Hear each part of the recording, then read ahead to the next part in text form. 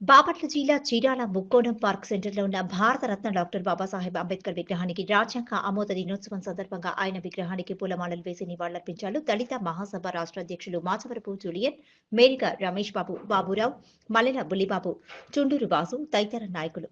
ఈ సందర్భంగా పలువురు మాట్లాడుతూ 1949 నవంబర్ 26న రాజ్యాంగం ఆమోదం పొందింది. 2 సంవత్సరాల 11 మాసాలు 17 రోజులు మన భారత రాజ్యాంగం రచించారు. మన భీమ్రావ్ అంబేద్కర్ అన్ని వర్గాలకు అన్ని మతాలకు అనుకూలంగా రచింపబడినది మన రాజ్యాంగమని తెలిపారు. మరి ఈరోజు భారతదేశం మొత్తం కూడా కొనియాడుతుంది. ఈరోజు మరి బీసీ నాయకుడు అవార్ ముస్లిం గారు మాట్లాడారు. ఈ రోజున భారతదేశంలో మనకి బాబాసాహెబ్ అంబేద్కర్ గారు రచించినటువంటి రాజ్యాంగాన్ని అమలు వచ్చినటువంటి రోజు.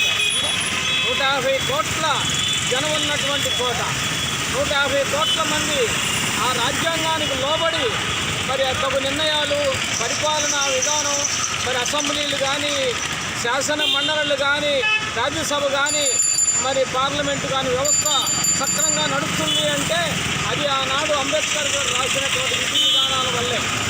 ఇవాళ ప్రపంచ దేశాల్లో భారతదేశంలో ఉన్నటువంటి ఈ రాజ్యాంగాన్ని అనేక ప్రపంచ దేశాల్లో ఉన్న అన్నీ కూడా అది బాగున్నాయి, ఇవి మనం కూడా ఆదర్శంగా తీసుకోవాలనేటువంటి గొప్పతనాన్ని ఈ రోజున ప్రపంచ దేశాలు కూడా మాట్లాడుతున్నటువంటి సమయం.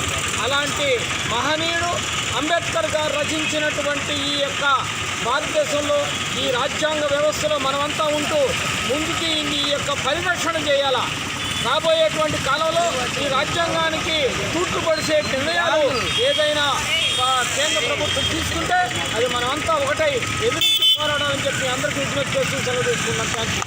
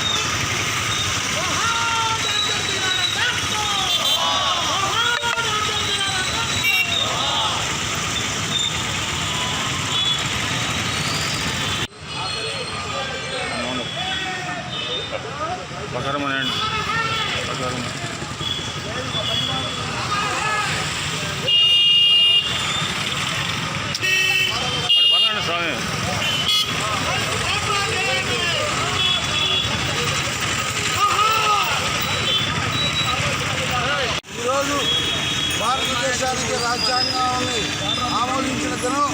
మనకి 1947 ఆగస్టు 15 స్వతంత్రం వస్తే మనకి 1957లో 59లో మన రాజ్యాంగాన్ని ఆమోదించడం జరిగింది. దాన్ని 2 సంవత్సరాల 11 నెలల 8 నెలలు మరి భారత రాజ్యాంగాన్ని రచించడానికి డాక్టర్ బిఆర్ అంబేద్కర్ గారు ఎంతో కృషి చేశారు.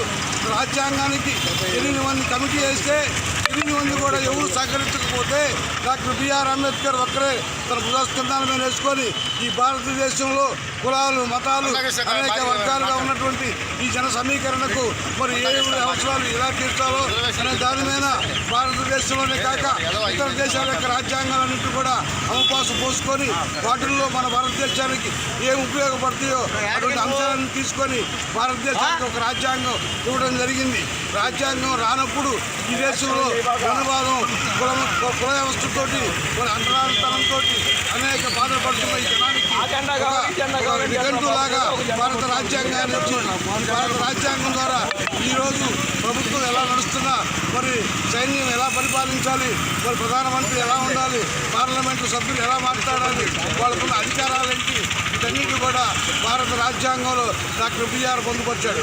ఆ రాజ్యాంగాన్ని ఈరోజు ఆమోదించిన దినం కాబట్టి దళిత బహుజనులందరూ కూడా ఆ రాజ్యాంగానికి నిఘంటుని దృష్టిలో పెట్టుకొని దానికి అనుగుణంగా నడవాలని దళిత మహాసభ ఈ సందర్భంగా తెలియజేస్తుంది.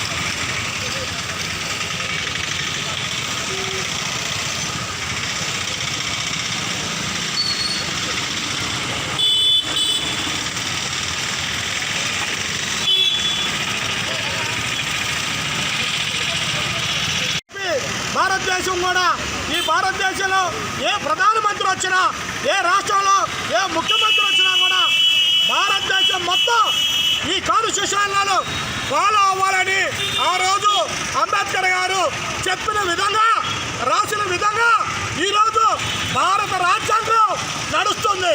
అలాగే మరి ఈరోజు పార్లమెంటు శీతాకాల సమావేశం జరుగుతున్నా కూడా ఆ సమావేశాన్ని ఈ భారత ప్రధాని ఈరోజు సెలవుగా ప్రకటించి మరి భారత రాజ్యాంగం ఈ భారత ప్రజలకి, ఈ అణగారిన కులాలకి ఏ రకంగా అయితే ఉపయోగపడిందో ఆ జాతిని మళ్ళీ ఒక ఉన్నతమైన స్థానంలో ఉంచాలని ఒక ఆలోచన విధానంతో ఈరోజు ఏమైతే మరి అంబేద్కర్ గారు కన్న కళలు ఏమైతే ఉన్నాయో అవన్నీ కూడా ఈరోజు భారత ప్రధాని పార్లమెంటరీ సమావేశాలు ఈరోజు వాయిదా వేసి దాని గురించి ప్రత్యేకమైన సమావేశం పెట్టడం జరిగింది.